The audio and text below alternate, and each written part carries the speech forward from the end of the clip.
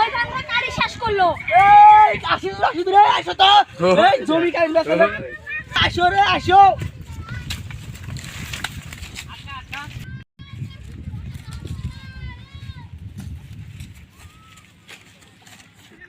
এই আব্দুল হাতে আমার ওই রাজা বলা হাতে অল্প দাম পাপড় কাটার জমি আছিল ওটা।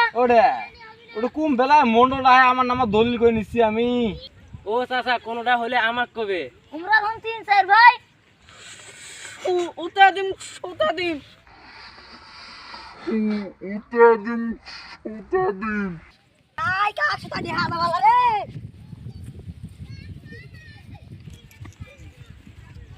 কোন শাসের জমি বেচতে রে ফুকি বেটরা কদিন ফুকি বেটরা কদিন এ ভাই এ র র র কোন শাসের জমি বেচা হইছস রে? এ কসু কাটা কাটিম কসু কাটা কে রে কসু কাটা কাটবি?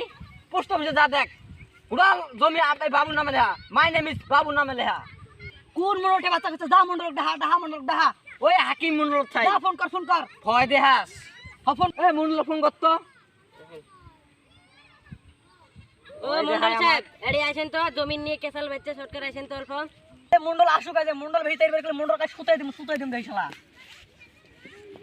টেনশন করিও না শুতে দুম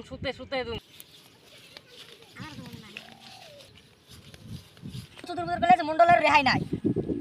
কি হইছে রে কি হইছে? মন্ডল সাহেব ওই তোমার পাপড় কাটা আছে পাপড় কাটা। তাহলে দেহা লাগবো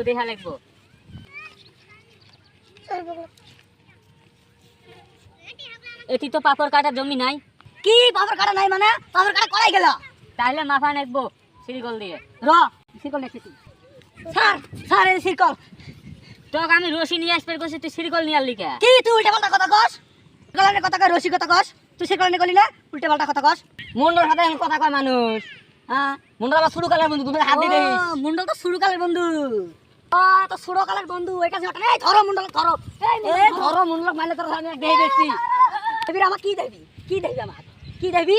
মোর গাত হাত দিবি না কইছুম। ভুকি এত পেটরা কই দিবি ভুকি পেটরা কই দিবি। হুকি এত বেটরা খুদি ভাই হুকি বেটরা মামা একসাথে এই মোচ্ছে